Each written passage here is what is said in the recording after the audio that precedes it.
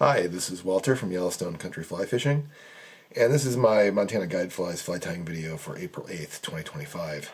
And I must confess, this is not a fly I've ever fished before. This is an experimental pattern, but I think it'll work. You get to the point when you're a fly designer and you look at something and say, yeah, and that's what I'm kind of saying with this pattern. And I'm calling this a triple wing caddis. This is using what Charlie Craven calls his Timmy wing style tied backwards to create a caddis wing. I don't use that term for the wing. I don't call the fly a Timmy because I put out a video back in the fall in which I did call it that, and then I read an essay by a disability rights activist who kind of related driving around or being on the street in his wheelchair and being screamed at by teenagers and other reprobates using that word Timmy as an insult, because it's a character from South Park who's in a wheelchair, and it's one thing to take mild offense at something, but it's another to actually have literally the word used as an insult. So I'm not going to call it that. I'm going to call it a triple wing. But anyway, so this is a caddis version, Mother's Day caddis, and what I'm trying to do with that is create a pattern that'll fill in for this one, which is Mercer's Missing Link. Very good fly, but it's fussy. It's not necessarily hard to tie, but it's really fussy because there's a whole lot of stuff going on there at the front end. There's a hackle and an underwing and a wing and some dubbing and so on. And so I'm trying to simplify that a little bit, and I think I've got a winner here. And if you want to tie a few of these up in whatever your needed caddis color is and see if it is a winner, that'd be great. But I think this will work. Okay, so my hook in the vise here is a size 14 or 16 emerger hook, so 1x short and 1x fine. And I'm going to start my thread up near the front, maybe 2 eye widths back from the front. And I'm just going to start that, cut my tag, and then my rib on this fly is going to be Peacock Crystal Flash. So it's basically the same as, the back end is basically the same as a Missing Link. So this is olive dun 80 thread, and obviously change thread color according to the caddis that you're tying. And I typically use, for whatever reason, I use the Missing Link style fly for the Mother's Day caddis here. And one quick note before I go back into my spiel. Take a turn behind that Peacock Crystal Flash before you wrap the thread forward, and that'll keep that locked in place even if it starts to slide a little bit. I see that not done on so many flies, and it's really important for keeping that rib from sliding around on the body.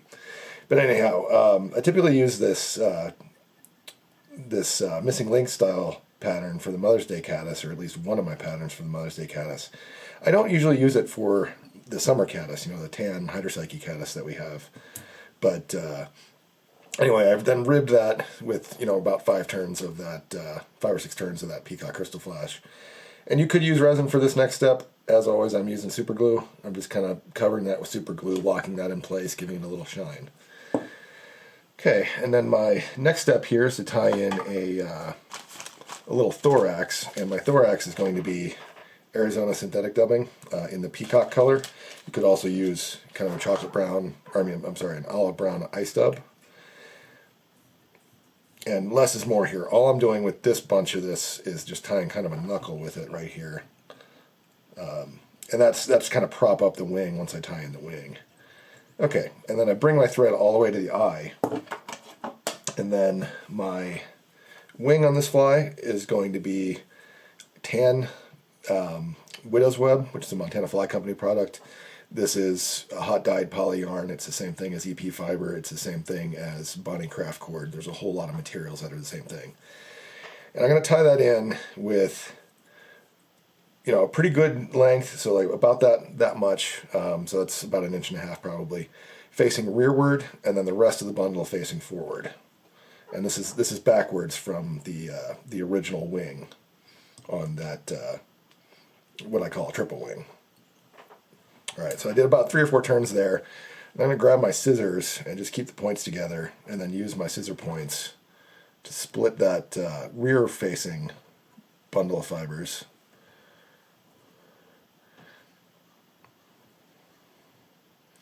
And then I'm going to secure that using X-wraps so that it's not quite a spinner wing. In other words, I want it to have a little bit of a rearward cant to it. And so I'm not going to secure that as aggressively as I would if I was tying in tying a rusty spinner out of the same thing. Because this is what I would use on a rusty spinner, for example.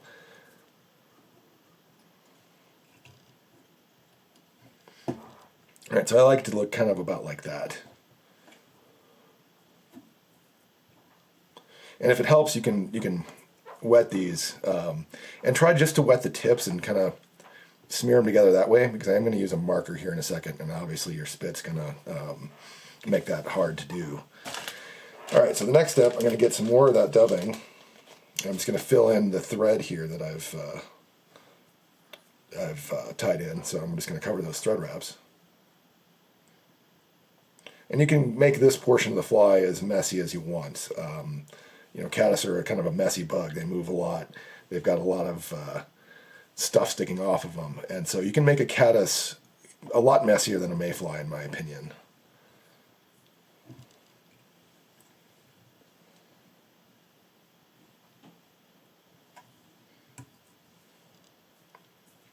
That's why I like this Arizona synthetic dubbing, because it's got a lot of flash to it. It's got a lot of fibers that are going to stick off and move.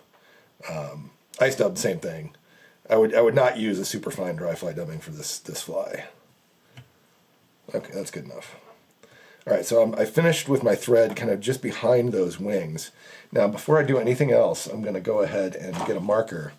And I'm going to color 3 places on this fly. So this is a kind of a medium gray Sharpie. So I'm going to grab that forward-facing wing, and I'm going to cover what will be the downward-facing portion of those fibers. And don't get super aggressive with this. You want to have some variation to this. In other words, don't cover don't perfectly color every single fiber. And I'm going to do the same thing on the side wings here, but I'm going to do it on both sides.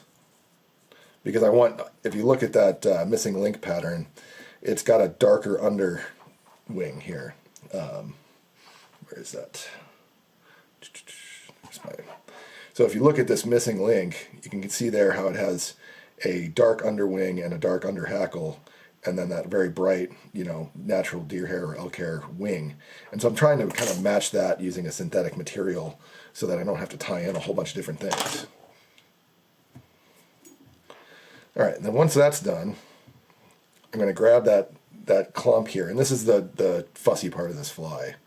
I'm going to grab that forward-facing clump and just fold it. I'm not trying to, definitely don't want to twist it. I'm just going to fold that back over the body here, and then maybe pull your forward wings forward a little bit to just get them out of the way. And then I'm going to give that just a little bit of slack there to create a little bit of a bubble, and then come in and make 1, 2 turns, and that's it right now. In fact, that's actually holding up pretty well for me, so I'm going to go ahead and finish the fly first. Usually I trim these side wings, which are now facing like that. Usually I trim those first, but I'm going to do that second now. What I'm doing here is I'm just shortening up that those side wings. That's not my final trim. You see how I've trimmed those a little bit. And that's just going to make it easier for me to tie my whip finish. Now, if you have a longer whip finish, I know some whip finishing tools are a lot bigger than this one. That's what I would use for this, or if you're really good at hand tying whip finishes. But I did a 3-turn whip finish, I cut that. All right, so now I've got to do the rest of the trimming. I should going to use my synthetic scissors like I should have. Now, if I was tying a mayfly, I would trim it like this. I would trim so that the rear facing, or the rear fibers on those side wings were shorter. But since this is a caddis, I'm going to do it this way.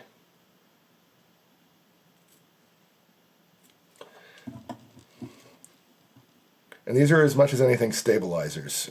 In other words, the side wings there, or the side-facing wings, are going to float in the film and kind of support the fly, while also kind of looking like a spent wing, a drowned caddis, or drowning caddis. And then final trim here is I'm going to grab the rear-facing wing, pull that tight, and then trim that caddis style, just past the bend. And then I like to kind of smush it out a little bit like that.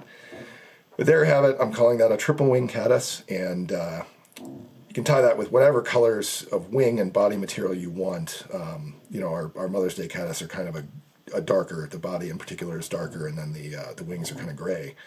So I've got some lighter color on the top for visibility. If I was just tying a tan summer caddis, the Hydropsyche caddis, I may come in with a brown marker and splotch it up a little bit just to give it that variation. But I would just use caddis tan as my widow's web as my primary material because that one has a tan wing. But tie a few of these, see if they work. I suspect also actually the regular triple wing as I tied it in November, would also work for this purpose. But I'm pretty excited to fish this pattern. I think this is going to knock it out of the park. As always, thanks for watching. And if you find this pattern helpful, if you find my other content helpful, I'd appreciate it if you'd click the Buy Me a Coffee link in the pattern description. And if you're looking for a guided trip in Yellowstone country this year, my contact information is at flyfishmontana.biz. The calendar's looking a lot more open than I was hoping a month ago. I think the tariffs and the uncertainty about the national parks is kind of cutting into bookings because things were looking really good and then they flatlined. So if you're looking for a trip, give me a call. See you next time.